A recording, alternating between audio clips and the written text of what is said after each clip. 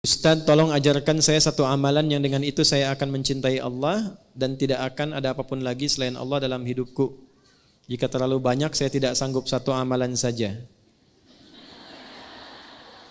Alhamdulillah. Baik. Sudah? Sudah, langsung jawabannya dari Quran saja. Di Quran surah kedua, Al-Baqarah, ayat 222. Sudah? Quran surah kedua ayatnya 222.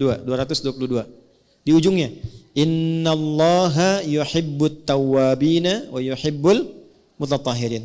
Allah akan sangat mencintai orang-orang yang senang taubat dan senang menjaga diri dari maksiat.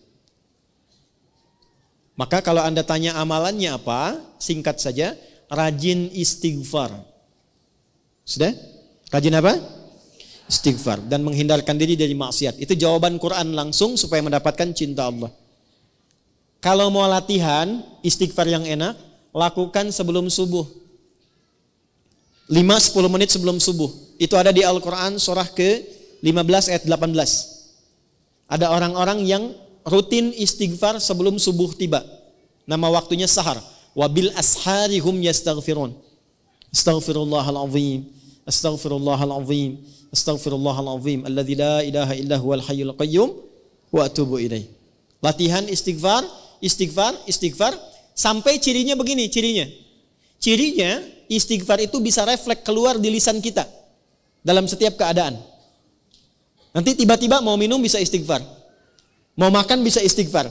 Kalau sudah lekat dengan itu, tanpa terasa akan ada penjagaan Allah kepada kita dari perbuatan maksiat. Mata nggak mau lihat kecuali yang baik, lisan nggak mau bicara kecuali yang baik, kaki nggak mau diajak jalan bu kecuali pada tempat yang baik. Nah, ketika sudah tercipta kondisi itu tandanya Allah sedang mencintai kita. Karena ciri pertama ketika Allah mencintai seorang hamba adalah menutup semua dosanya dan menjaga dia dari perbuatan maksiat.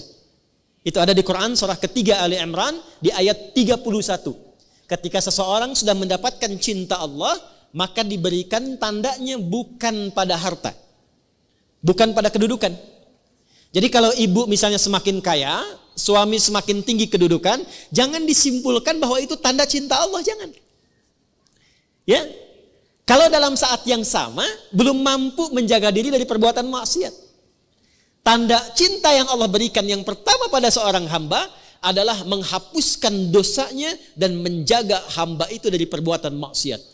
Qul in kuntum tuhibbunallaha fattabi'uni yuhibbukumullah.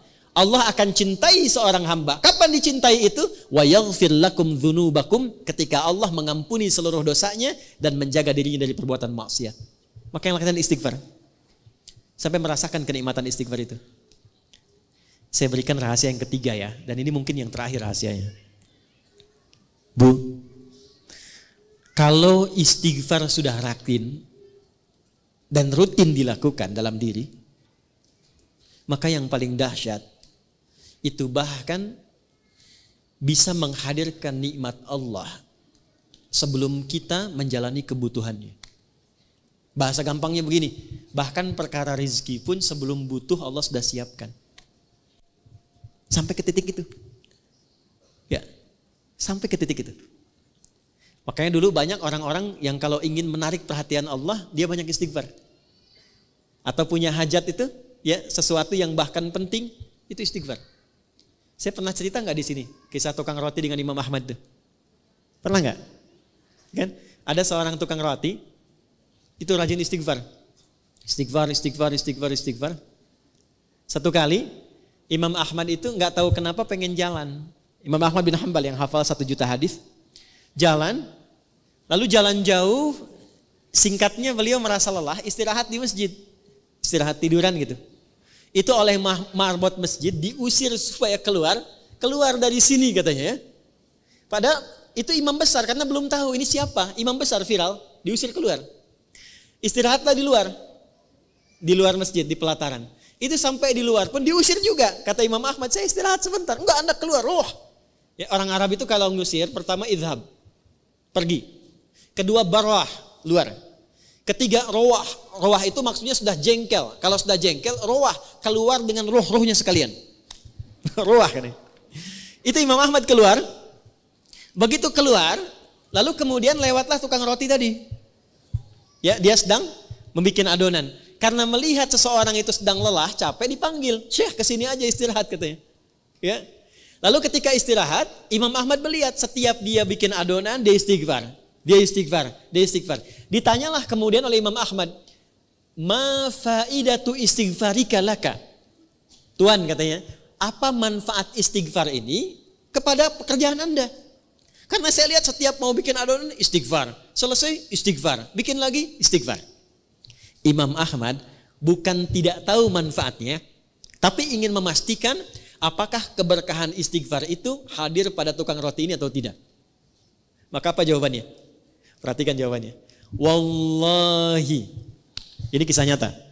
Demi Allah, tidak pernah saya membiasakan istighfar ini kecuali semua hajat saya dikabulkan oleh Allah Subhanahu wa taala. Tidak pernah saya baca istighfar ini kecuali semua hajat saya dikabulkan oleh Allah Subhanahu wa taala. Cuman satu yang belum terkabul sampai saat ini. Apa itu kata Imam Ahmad? Saya bermohon kepada Allah dengan istighfar saya, ya Allah, mohon pertemukan saya dengan Ahmad bin Hambal sebelum saya wafat atau sebelum beliau wafat.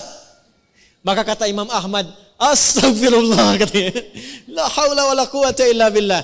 Jadi karena istighfar ini saya diperjalankan, saya dikeluarkan dari rumah Allah di masjid, bahkan saya dikeluarkan dari halaman masjid hanya karena istighfar Anda untuk bertemu dengan Anda. Sayalah Ahmad bin Hambal. Ya. Ibu jangan lakukan itu pada saya ya.